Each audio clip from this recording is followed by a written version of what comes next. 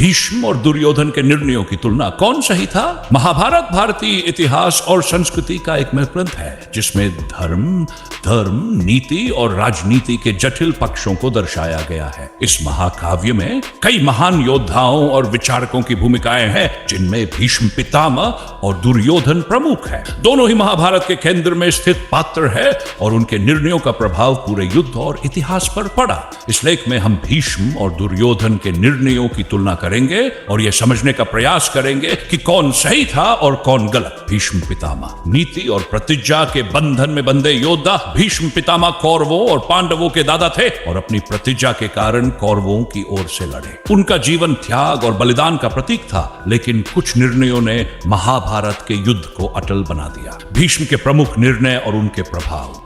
आजीवन ब्रह्मचर्य और हस्तिनापुर की सेवा की प्रतिज्ञा। भीष्म ने अपने पिता शांतनु को वचन दिया कि वे कभी विवाह नहीं करेंगे और गद्दी के लिए कोई संतान उत्पन्न नहीं करेंगे। यह प्रतिज्ञा नैतिक रूप से सराहनीय थी, लेकिन इससे हस्तिनापुर को एक स्थायी उत्तराधिकारी नहीं मिल पाया, जिसके कारण भविष्य में कौरवों और पांडवों के बीच संघर्ष हुआ। धृतराष्ट्र को राजा बनाए रखना। भीष्म ने अंधे धृतराष्ट्र को हस्तिनापुर का राजा बनाने का समर्थन किया, जबकि उनके छोटे भाई पांडु अधिक योग्य थे। इससे सत्ता का संतुलन बिगड़ गया और दुर्योधन को अनुचित अधिकार प्राप्त। दुर्योधन के अन्याय का विरोध न करना। भीष्म ने कई बार दुर्योधन के गलत निर्णयों का विरोध करने का प्रयास किया, लेकिन राजधर्म और अपनी प्रतिज्ञा के कारण वे कोई कठोर कदम नहीं उठा सके। उन्होंने द्रौपदी के चीरहरण के समय भी केवल मौखिक विरोध किया, लेकिन कोई कठोर कार्यवाही नहीं की। इससे यह सिद्ध होता है कि नीति और धर्म का ज्ञान होने के बावजूद भीष्म व्यावहारिक रूप से सही निर्णय नहीं ले पाए।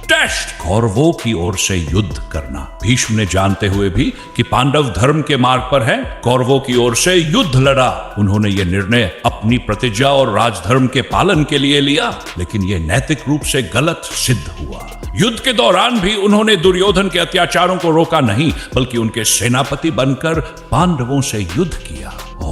दुर्योधन अहंकार और अधर्म का प्रतीक। दुर्योधन कौरवों का सबसे बड़ा राजकुमार था और उसका स्वभाव अभिमानी एवं क्रूर था। वह शक्ति का भूखा था और अधर्म के मार्ग पर चलकर भी हस्तिनापुर की गद्दी को हथियाना चाहता था। दुर्योधन के प्रमुख निर्णय और उनके प्रभाव। पांडवों से शत्रुता रखना। दुर्योधन ने वो कभी अपना भाई नहीं माना और उनसे हमेशा जलन रखी। उसने उन्हें मारने के लिए लाख का महल लाक्षागृह बनवाया, जो एक अन्यायपूर्ण कार्य था। उसकी ईर्ष्या ने ही महाभारत के युद्ध को जन्म दिया।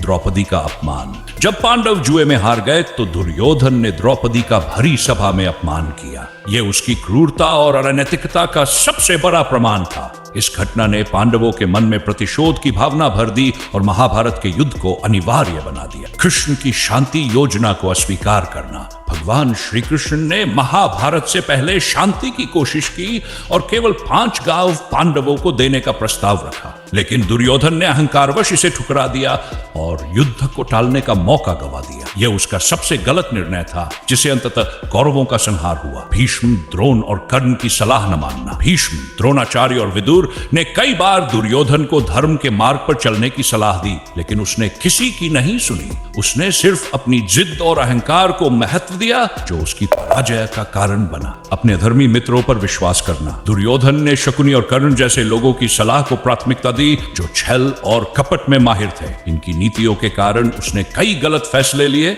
जिससे कौरवों का पतन हुआ। कौन सही था, भीष्म या दुर्योधन? अब जब हमने दोनों के निर्णयों का विश्लेषण किया तो यह स्पष्ट होता है कि भीष्म का मार्ग नैतिकता से जुड़ा था, लेकिन वे व्यावहारिक रूप से अपने निर्णयों को सही दिशा में नहीं मोड़ सके। वे नीति के जानी तो थे, लेकिन अपनी प्रतिज्ञाओं के कारण हाथ बांधकर बैठे रहे। दूसरी ओर दुर्योधन पूरी तरह से अधर्म के मार्ग पर था। उसने जानबूझकर गलत फैसले लिए और अपने अहंकार को सत्य और न्याय से ऊपर रखा। निष्कर्ष, भीष्म नीति और धर्म को जानते थे, लेकिन उन्होंने अपने कर्तव्यों का सही पालन नहीं किया। यदि वे चाहते तो दुर्योधन को रोक सकते थे, लेकिन वे अपनी प्रतिज्ञा में बंधे रहे। दुर्योधन पूरी तरह से अधर्मी था और उसके निर्णय न केवल गलत थे, बल्कि उसने पूरे कुरु वंश का नाश कर दिया। अगर नैतिकता और सही फैसलों की दृष्टि से देखें तो भीष्म का स्थान ऊंचा है, लेकिन उनके निर्णय व्यावहारिक रूप से सही साबित नहीं हुए। दुर्योधन का कोई भी निर्णय सही नहीं था,